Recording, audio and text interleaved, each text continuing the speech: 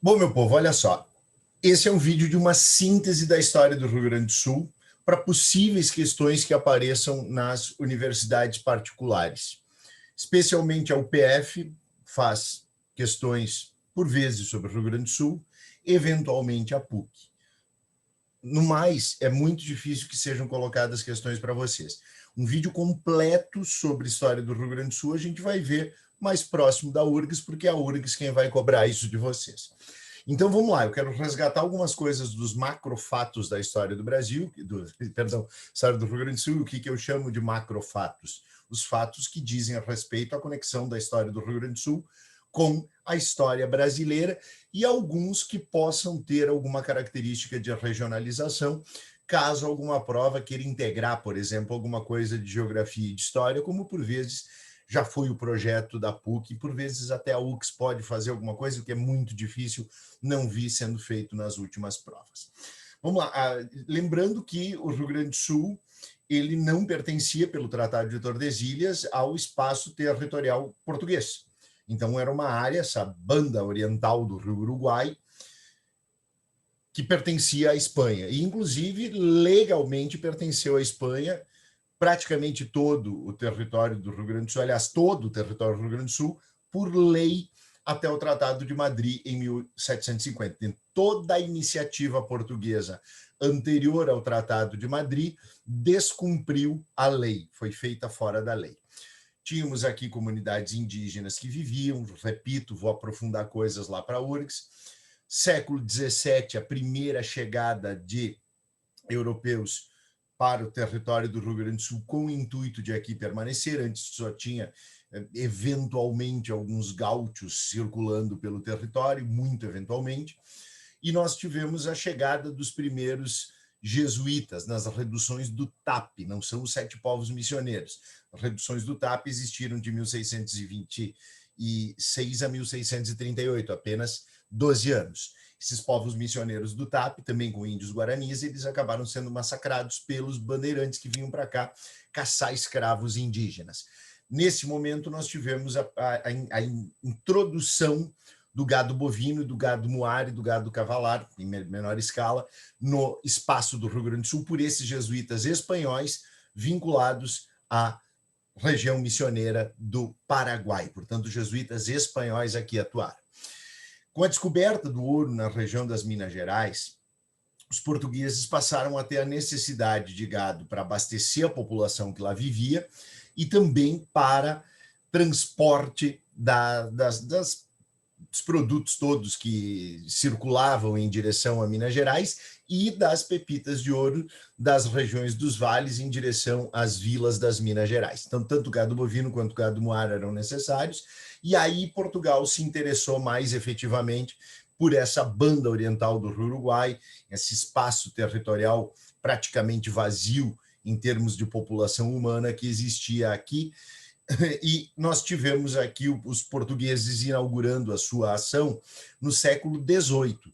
Então, apenas no século XVIII, Portugal vai efetivamente distribuir terras aqui no Rio Grande do Sul. Antes disso, Portugal fundou a colônia de Sacramento, no Uruguai, na margem ocidental do Rio Uruguai, na margem oriental, perdão, do Rio Uruguai, 1680.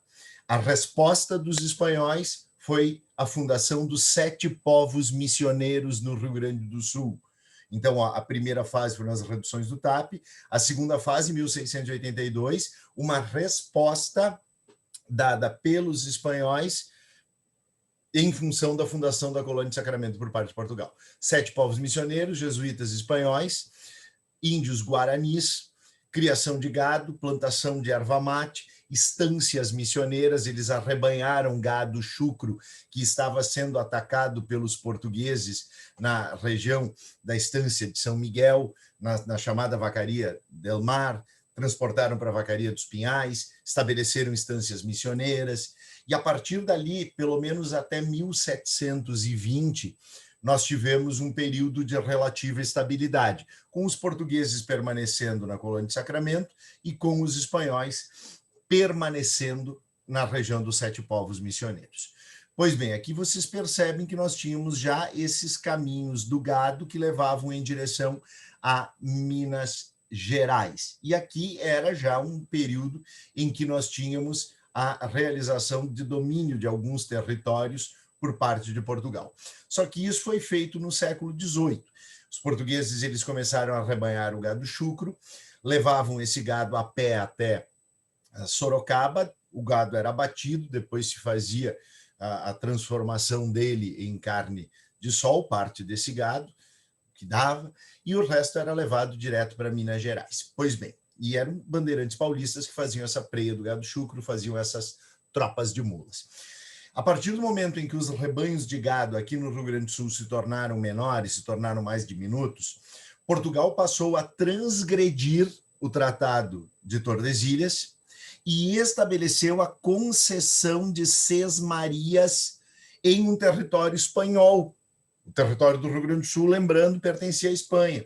Então foi feita a concessão de sesmarias. Essas sesmarias, que foram também a origem do latifúndio no Rio Grande do Sul, já haviam sido no Brasil, estruturas latifundiárias doadas normalmente a pessoas vindas de São Paulo, como a simbologia da terra, vindas de Sorocaba, descendentes desses bandeirantes que vinham para cá para estabelecer a criação do gado. Estância é o lugar onde se cria o gado, é um espaço latifundiário, a mão de obra fundamental foi a peonagem, embora também usassem trabalhadores escravos, e elas foram já sendo distribuídas aqui na região de Biamon, atual Viamão, a região daqui de Gravataí, outras regiões, onde nós tivemos uma ocupação por parte de portugueses. Usavam, inclusive, mão de obra de mestiços, mão de obra de indígenas, principalmente porque, a partir do momento em que Portugal começa a ocupar mais efetivamente esse espaço da região centro para o nordeste do Rio Grande do Sul, a Espanha vai reagir. A Espanha, por exemplo, em 1726, fundou Montevidéu, querendo exatamente isolar a colônia de Sacramento. A resposta portuguesa foi a fundação da Fortaleza de Rio Grande, o primeiro povoado do Rio Grande do Sul. Olha bem, essa é uma informação importante. Primeiro povoado do Rio Grande do Sul, povoado militar de Rio Grande, 1737, então só no século XVIII. E essas tensões elas acabaram levando à assinatura do Tratado de Madrid, que é o principal. Lembra que nesse tratado se respeitou o utiposidetis, a terra, o princípio de que a terra pertence a quem a ocupa. Não se esqueçam que mais próximo da área de ocupação portuguesa estavam os 7 povos. Totalmente dentro da área de ocupação espanhola estava Sacramento. Então, seguindo esses princípios do utiposidetis, de proximidade, Portugal e Espanha decretaram o seguinte: os 7 povos de jesuítas espanhóis passariam a pertencer a Portugal, enquanto a colônia de Sacramento, que era portuguesa, passaria a pertencer à Espanha. Entretanto, nós tivemos aí, o Marquês de Pombal foi o cara que foi o signatário. Tivemos aí a Guerra Guaranítica, 1754 a 1756. Essa guerra destruiu os povoados missioneiros, embora comunidades indígenas ali permanecessem morando nos antigos povoados, mas não mais sob o comando dos jesuítas. O tratado foi desfeito exatamente nessa área. Observem o mapa. Nós só temos a anulação dessa troca, Sacramento por 7 povos. No mais, todo o restante do território permaneceu definido por Madrid. Portugal já havia trazido para povoar a área missioneira 20 casais açorianos que tinham vindo da região de Laguna. Esses casais depois acabaram realocados nessas áreas do centro do Rio Grande do Sul, proximidade aqui da Lagoa, região aqui de Porto Alegre, o Jerônimo de Ornelas, e aqui nós passamos a ter esses imigrantes açorianos produzindo arroz, produzindo alguma coisa de trigo. Não deu muito certo a produção de trigo, e os açorianos foram os únicos imigrantes que usaram mão de obra escrava no Rio Grande do Sul. Depois nós tivemos o Tratado de Santo Ildefonso, que é essa linha vermelha que passa no meio do mapa. O Tratado de Santo Ildefonso manteve metade do Rio Grande do Sul para Portugal, os povoados missioneiros e a colônia de Sacramento pertenceriam à Espanha, e ainda seriam criados os campos neutrais. Depois de uma nova guerra, nós tivemos em 1801 o Tratado de Badajoz, que deu a atual configuração geográfica para o Rio Grande do Sul. Percebam que só em 1801. Falando um pouco mais da pecuária, lembrando, primeira fase, a preia do gado chucro. O gado era recolhido por esses tropeiros que saíam de Sorocaba e levado para as Minas Gerais. depois foram distribuídas as sesmarias e são formadas as estâncias. Percebam que as estâncias espanholas foram todas elas as primeiras, depois nós começamos a ter as estâncias portuguesas, inclusive transgredindo a lei até 1750. Depois, com a efetiva ocupação do território do Rio Grande do Sul pelo Tratado de Badajoz, as estâncias no território do Rio Grande do Sul, vastas áreas, são esses estancieiros que depois serão os principais líderes da Guerra Farroupilha, vastas áreas, sem propriamente cercas, o que deu aquela falsa ilusão de uma democracia territorial no Rio Grande do Sul, andarilhos dos campos, esses tais de gaúchos, eram esses andarilhos, as pessoas sem posse, sem terra, sem nada. Muitos descendentes de indígenas, depois de destruídos os 7 povos missioneiros, foram incorporados como peões nas estâncias. Na estância, o gado é criado e depois esse gado era levado ainda pelas trilhas dos tropeiros em direção a Minas Gerais. É só na segunda metade do século XVIII que se racionaliza essa operação com a criação das charqueadas. Como o clima aqui no Rio Grande do Sul ele é bastante inóspito para a carne ser transformada em carne de sol, aqui no Rio Grande do Sul se aplica sal na água, da mesma maneira que as saladerias do Uruguai, da Argentina e do Paraguai também faziam, para que a carne fosse preservada. Então, dessas estâncias, o gado era abatido e levado em direção à área do litoral. Aliás, perdão, o gado era levado até a área litorânea, onde era abatido nas charqueadas, e a partir dali a carne era colocada em navios e levada para o Rio de Janeiro, operacionalizando a situação e viabilizando também uma menor perda, porque o gado a pé ele perdia cerca de 20% do seu peso em carne. Então, aqui se operacionaliza. Mas a mão de obra básica na charqueada é a mão de obra escrava. As principais charqueadas elas estavam localizadas na região de Pelotas, na região de Rio Grande, na região de Porto Alegre e nas áreas nessas proximidades. Então, os estancieiros criavam o gado era transportado para cá. Para muitos estancieiros, inclusive, era mais barato levar o gado a Montevidéu do que levar, por exemplo, para Rio Grande, para que depois essa carne fosse enviada em direção ao Rio de Janeiro. Então, estância é o lugar onde se cria o gado, é latifúndio, tem escravos, mas a mão de obra básica é a dos peões. Os peões é um tipo de trabalho pré-capitalista, praticamente não recebem remuneração em dinheiro alguma, mas moram naquela fazenda, vivem nos galpões, podem trabalhar com alguma agricultura de subsistência, o que não era muito comum, mas faziam a lida campeira. Havia escravos, um dos símbolos disso é a própria lenda do negrinho do pastoreio. A charqueada já é a transformação daquele gado abatido em charque. E aí se aproveitava o couro, se aproveitavam os chifres, se aproveitavam o sebo do gado, tudo era aproveitado. E a mão de obra fundamental na charqueada, a mão de obra escrava. Isso tornava, inclusive, a própria realidade da charqueada brasileira mais cara na produção do que a charqueada que existia no Uruguai e na Argentina. E isso em função de que a atividade do charque é uma atividade sazonal, e na mão de obra escrava tu não tem como dispensar os trabalhadores escravos durante o período em que não está acontecendo a charqueada.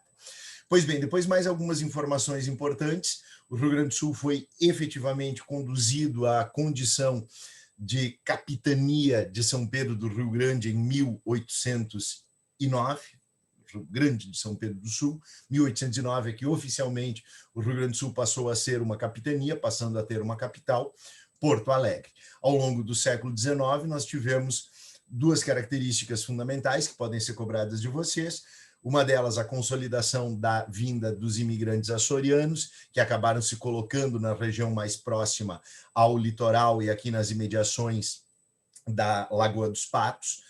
Alguns partiram para a pecuária, não muitos. A maior parte, produção do trigo, produção de arroz, uso de mão de obra escrava, junto com também peões das estâncias, e aqui no litoral, atividade pesqueira. Depois nós tivemos a chegada dos imigrantes alemães, a primeira leva da imigração alemã chega já em 1824, 25, aí na região de São Leopoldo. Esses caras foram trazidos para cá para que se consolidasse a ocupação dessa área nas proximidades de uma tensão muito grande, que era a própria Guerra de Independência do Uruguai.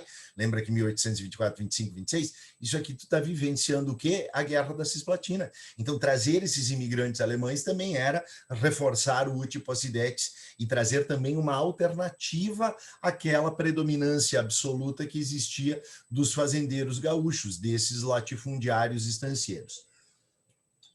Os imigrantes alemães, já desde essa primeira leva, começaram a criar porcos, criar galinhas, produzir alimentos. São pequenas propriedades agrárias destinadas à produção de subsistência. Tanto a imigração alemã quanto a posterior imigração italiana, lavouras de subsistência, mão de obra familiar, aquelas famílias com uma quantidade grande de filhos. Depois, o que vai acontecer com essa imigração, eu quero já abordar esse tema com vocês, é que assim, uma nova leva de imigrantes alemães vem para o Rio Grande do Sul depois daquele episódio de fracasso do sistema de parcerias que havia sido estabelecido durante o Segundo Reinado. Esses caras ainda receberam terras, os alemães se estabeleceram nos vales, primeiro o Vale dos Sinos, depois o Vale do Paranhana, o Vale do Caí, o Vale do Taquari. E aí, quando os imigrantes italianos chegaram, os imigrantes italianos eles acabaram ficando com a Serra Gaúcha. De uma maneira geral, esses imigrantes eles abriam linhas e picadas, tanto é que tu tens, seguidamente, quando tu vai no interior, tem linha isso, linha aquilo, picada café, coisas assim. Abrindo essas linhas e picadas, eles chegavam aos lugares que para eles eram destinados. As primeiras levas de imigrantes alemães acabaram recebendo terras gratuitamente, depois já umas levas posteriores já tiveram que pagar.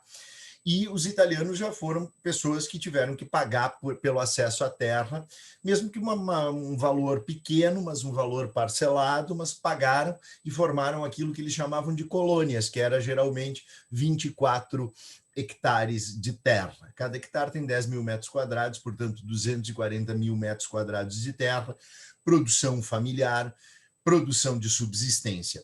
Só que, primeiro, os alemães, depois os italianos, ainda na segunda metade do século XIX, começaram a diversificar as suas atividades com a atividade da agroindústria, processando alimentos, estabelecendo a partir dali uma ampliação da renda familiar, vendendo para companhias de comércio que também eram de imigrantes. As primeiras companhias de comércio da segunda metade do século XIX, sobretudo o último quartel do século XIX, 1875 em diante, foram companhias de navegação que estiveram nas mãos de imigrantes, também alemães, que comandavam a navegação aqui nos vales dos rios. Compravam barato esses produtos dos colonos e revendiam esses produtos coloniais no mercado público de Porto Alegre.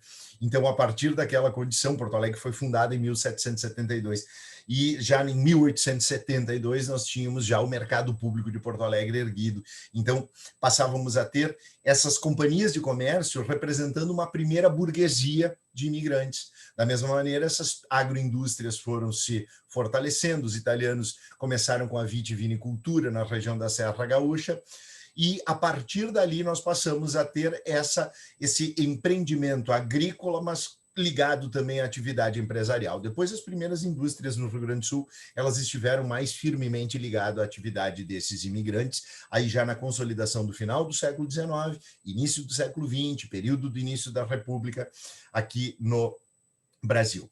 Pois bem, e os imigrantes alemães foram os primeiros que acabaram ganhando direito ao voto depois da Lei Saraiva, de 1881. Também no século XIX, relembrando, essa a gente já viu, esse é dos macrofatos da história do Rio Grande do Sul, a Guerra Farroupilha, a mais longa guerra civil da história brasileira, de 1835 a 1845. A prova pode chamar de revolução, mas a UPF é bastante crítica em relação a isso. Geralmente eles chamam guerra farroupilha. E o que nós temos? Nós temos aí uma luta política, estancieiros que desejavam participar mais ativamente da própria escolha do presidente da província, afastando o presidente da província que havia sido escolhido pelo Império para comandar o Rio Grande do Sul durante aquele período da regência, 1835, já éramos a regência una de Diogo Feijó, que era um cara chamado Fernandes Braga, e aí os fazendeiros aqui do Rio Grande do Sul estavam mais próximos da ideia de querer Bento Gonçalves como seu presidente. Os estancieiros participaram, de uma maneira geral, da Guerra Farroupilha, peões, seus escravos, posteriormente, quando foi prometido a eles a participação e a libertação posterior. Tivemos uma participação, aí cuidado, ó, se os estancieiros atuaram, todos, praticamente todos, houve divisão, claro, os charqueadores estavam divididos e as 3 principais cidades portuárias gaúchas permaneceram leais ao Império Brasileiro, inclusive a muito leal e honrosa cidade de Porto Alegre, que é o que está na bandeira do município de Porto Alegre, permaneceu leal ao Império. Além da causa política, nós temos a causa econômica, excessiva carga de impostos sobre o charque rio-grandense e benefício à importação do charque saladeiro para abastecer as fazendas de café do Vale do Paraíba, onde os barões do café já eram o carro-chefe da economia brasileira. Pois bem, então, diante disso, nós tivemos a guerra, tivemos a proclamação da República Rio-Grandense, embora de início as principais lideranças fossem todas elas ainda leais ao imperador, isso ficava demonstrado na documentação. Foi proclamada a República Rio-Grandense, ela não foi reconhecida pelo governo federal, continua pelo governo imperial, perdão, não tinha federal naquele momento, tinha um presidente do estado, presidente da província, que comandava Porto Alegre, que era a capital, permaneceu Porto Alegre de 20 de setembro de 1835 a junho de 36 só na mão dos farrapos, depois os farrapos foram expulsos de Porto Alegre, e Porto Alegre até o final da Guerra Farroupilha permaneceu sob domínio imperial, que pode ser chamado de Caramurus. Então tinha um governante oficial em Porto Alegre e um governo que até foi itinerante, passou por outras cidades, mas na cidade de Piratini, que correspondia à República Rio-Grandense. Também dá para destacar a ideia de levar a guerra a Santa Catarina, na busca por uma saída para o mar, na medida... Cleópatra chegou aqui na parada. Na medida... Ô, Cleópatra, vem dar um oi.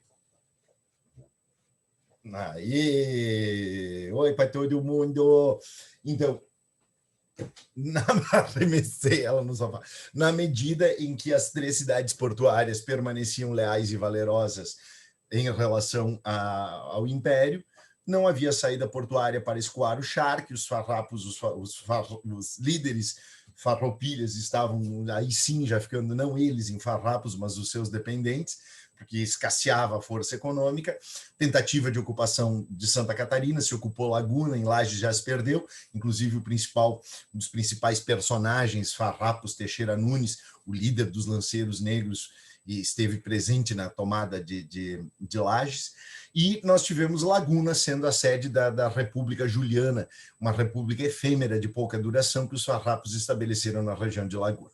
Pois bem, depois nós temos já a mudança com a ascensão de Dom Pedro II ao trono, isso foi bastante significativo, porque enfraqueceu de uma maneira geral todas aquelas rebeliões que ainda permaneciam do período regencial. A figura do Dom Pedro II representava isso. Também nós tivemos, a partir de 42, depois que esmagou as rebeliões liberais, o Duque de Caxias veio para comandar a província, quando os farrapos já estavam divididos, lideranças brigando, Bento Gonçalves já havia saído, Gomes Jardim, Davi Canabarro, e o Davi Canabarro é até hoje acusado de ter entregue esses lanceiros negros que foram massacrados em 14 de novembro de 1844, ao Massacre dos Porongos, é algo que até a PUC já cobrou. Então, o Massacre dos Porongos, os lanceiros negros, pegos de surpresa pelas tropas imperiais.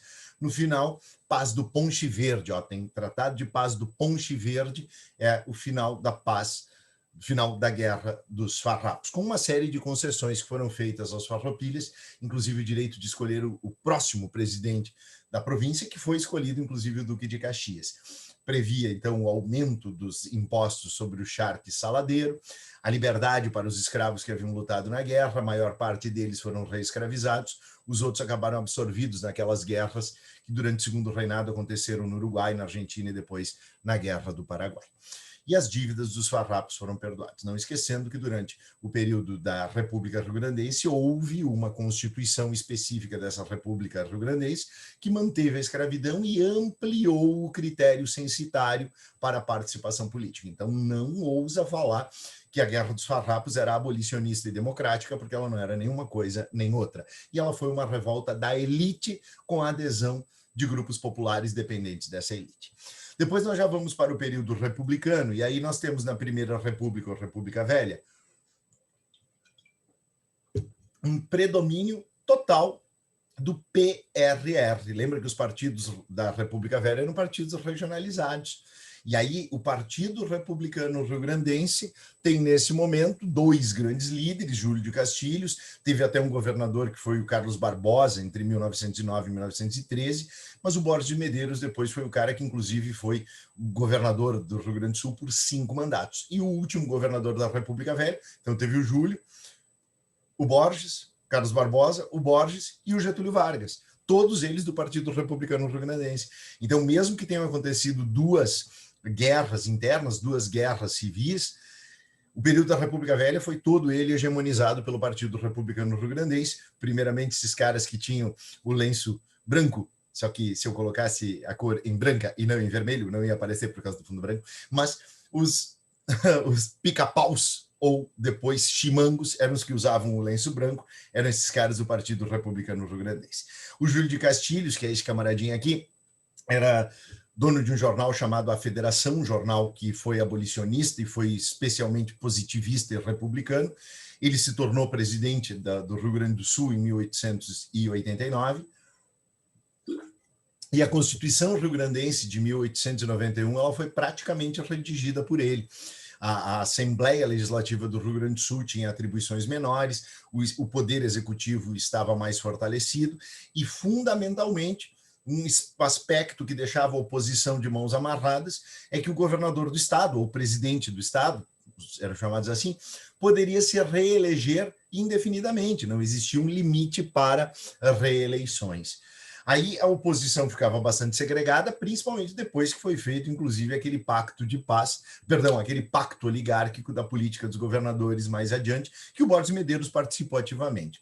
Mas a oposição liderada por Gaspar Silveira Martins, entre 1893 e 1895, então tem a Guerra de Farroupilha, período regencial, início do Segundo Reinado, e duas revoluções durante a República Velha.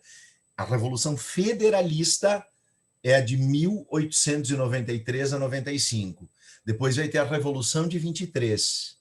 Então, a Federalista, essa é chamada de degola. Os federalistas usavam lenço vermelho, a oposição sempre vai usar lenço vermelho. Teve o Partido Libertador, teve o Partido Republicano Democrático. Nesse momento era o Partido Republicano Federalista, liderado por Gaspar Silveira Martins. Esses caras eram chamados de maragatos. Então, pica-paus ou chimangos estavam no governo do estado. Maragatos eram os caras que estavam sempre na oposição. Neste momento, esses caras usavam o lenço vermelho, lutavam contra os pica-paus, depois serão chamados de chimangos, esses pica-paus, e nós temos a força dessa Revolução Federalista. Muito violenta, era uma época em que também nós tínhamos a revolta da Armada contra o Floriano Peixoto, Júlio de Castilhos e Floriano Peixoto eram unidos, os maragatos chegaram a tomar Porto Alegre por poucos momentos, esse é o período em que nós tivemos os governicos ou governichos, mas nunca os maragatos conseguiram se consolidar. Com o apoio das tropas do Floriano Peixoto, os pica-paus conseguiram derrotar esses maragatos, Júlio de Castilhos permaneceu no poder e a revolta da degola foi vencida pelo Partido Republicano Rio-Grandense. O Júlio de Castilhos adoeceu, teve câncer, veio a falecer em 1903, e quem substituiu ele foi Borges de Medeiros, que depois viria a ficar conhecido como Antônio Chimango. O Borges de Medeiros teve uma era aqui no Rio Grande do Sul, e essa era Borges de Medeiros, observem, 1898 a 1909, 1913 a 1928, essa era Borges é uma era em que esse Partido Republicano Rio-Grandense, com ideologia positivista, ele não satisfazia sempre os interesses da elite latifundiária, ou pelo menos não exclusivamente. Porque o Partido Republicano Rio-Grandense, com a ideologia positivista, buscava ordem social, tanto é que tem repressão significativa, sistemática do Borges de Medeiros em relação às greves, em relação ao banditismo rural que acontecia, a Brigada Militar fazia as rondas, e nós tínhamos a repressão, a greves que ocorreram em Porto Alegre durante a República Velha. Mas, além disso, a ordem social tem que ser acompanhada de progresso econômico. Então, havia um incentivo às atividades comerciais e industriais. Havia uma preocupação com a ideia de modernização. E as elites latifundiárias desejavam que todo o esforço estivesse vinculado especificamente à pecuária. Era, por exemplo, o que defendia o Assis Brasil. O Borges foi numa época em que se dizia que até os mortos votavam, lembra a República Velha, muita fraude eleitoral, tu tem aquele voto de cabresto, perseguição às oposições. O Borges Medeiros foi tendo direto reeleições. Ele depois acabou apelidado de Antônio Chimango. Amaro Juvenal é um autor que é o pseudônimo de Ramiro Barcelos, que publicou o Antônio Chimango, Antônio Borges Medeiros. Chimango é uma ave de rapina do Pampa Gaúcho que devora os filhotes das outras aves, por isso ele é detestável. Depois nós tivemos aí um período em que o Borges adoeceu, o Carlos Barbosa foi governador, depois o Borges voltou, greve significativa em 1917 aqui no Rio Grande do Sul, com o Borges fazendo algumas concessões aos grevistas, e em 1922 tivemos eleições. Nas eleições de 22, o Borges já não tinha mais a simpatia da presidência da República, porque ele apoiou a candidatura de oposição do Nilo Peçanha.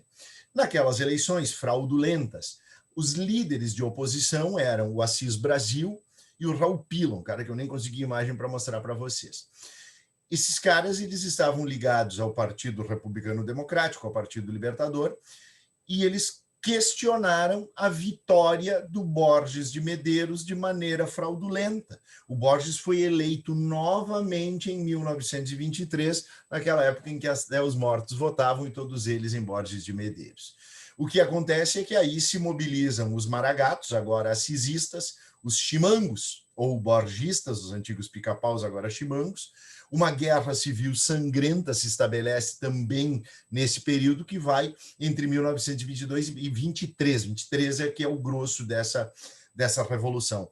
Essa revolução fica conhecida como Revolução de 1923. Alguns chamam de libertadora, mas não é o mais comum. E aí houve uma mobilização até mesmo de tenentes como o Luiz Carlos Prestes tentando derrubar aquela força oficial do Borges Medeiros. Mas é uma participação muito tímida. Basicamente, é uma guerra entre facções da elite gaúcha pelo controle do poder. Chegamos ao Pacto de Paz de Pedras Altas. Então, ó, a Revolução Farroupilha, a Guerra dos Farrapos, teve o Pacto de Paz de Ponche Verde, ou Poncho Verde. Em 1895, não houve a pacificação, aquela guerra chamada Revolução Federalista ou Revolta da Degola, não teve um pacto de paz, foram simplesmente esmagados. Agora vem um pacto de paz de Pedras Altas, estabelece justamente o fim da Revolução de 23. O Borges é autorizado a concluir o seu 5º mandato, mas se compromete a não mais se candidatar. E é exatamente isso que acaba acontecendo. Em 1927, Getúlio Vargas foi eleito governador, e a partir dali nós tivemos aqui o Pacto de Paz de Pedras Altas. A partir dali, Getúlio Vargas assume como governador do estado, consegue unir os dois grupos, criando a Frente Única Gaúcha, inclusive para apoiá-lo na Revolução de 30, embora ele, logo depois da Revolução de 30, tenha rompido com o seu padrinho político, que é Borges de Medeiros, e se aproximado de Assis Brasil também temporariamente, nomeando, inclusive, ministro da Agricultura daquele governo provisório. Flores da Cunha foi nomeado aqui no Rio Grande do Sul como interventor, depois também teve tretas com o Getúlio Vargas, especialmente depois que em 37 o Vargas estabeleceu a ditadura do Estado Novo e nomeou interventores aqui no Rio Grande do Sul, dentre eles até Ernesto Dornelles, que era sobrinho do Vargas. Pois bem, aí depois na era populista, aí eu quero que a gente destaque principalmente o episódio de 1961, que foi o episódio da legalidade, que nós estudamos lá entre 25 de agosto de 1961 e o dia 7 de setembro de 1961, ou até o dia 3, né, quando foi aceita por parte do Jango a solução parlamentarista, nós tivemos a proximidade de uma guerra civil aqui no Brasil, porque, afinal de contas, houve uma mobilização dos setores golpistas para impedir a posse do João Goulart, o Jango, do Partido Trabalhista Brasileiro. Seu cunhado, correligionário político, era o governador do Rio Grande do Sul, Leonel Brizola, um cara com a visão estatista que o Vargas também tinha. Foi ele, Brizola, quem criou a CE, Foi ele, Brizola, a Companhia Estadual de Energia Elétrica, e ele, Brizola, que fez o primeiro projeto de reforma agrária aqui no Rio Grande do Sul, distribuindo terras em Camaquã, no Banhado do Colégio, para agricultores do MASTER, o Movimento de Agricultores Sem Terra. Então, primeiro projetozinho de reforma agrária no Rio Grande do Sul, Leonel Brizola. Campanha da legalidade, solução parlamentarista. E aí o que acontece é que em 1964, quando acontece o golpe de Estado, se temia que Porto Alegre novamente fizesse uma grande mobilização para tentar impedir o golpe de 64, como havia sido feito em 61 com o Movimento da Legalidade. O então governador era Ildo Meneghetti. Ildo Meneghetti era do PSD, um partido que ele, embora tivesse se aliado ao PTB durante as eleições, esse partido se declarou neutro em relação ao golpe de 64. O Ildo Meneghetti apoiou o golpe de 64. Então, Ildo Meneghetti apoiou o golpe de 64, transferiu temporariamente a capital para Passo Fundo, até teve um nome, Operação Farroupilha, porque transferiu para Passo Fundo. Durou uma semana essa transferência, porque se acreditava que aqui no Rio Grande do Sul o Brizola e o prefeito de então, Sereno Chese, pudessem remontar esse episódio como fora a campanha da legalidade e aqui se ameaçasse a própria continuidade do governo do Ildo Meneghetti, que apoiou o golpe e permaneceu na governança do estado do Rio Grande do Sul até 1967.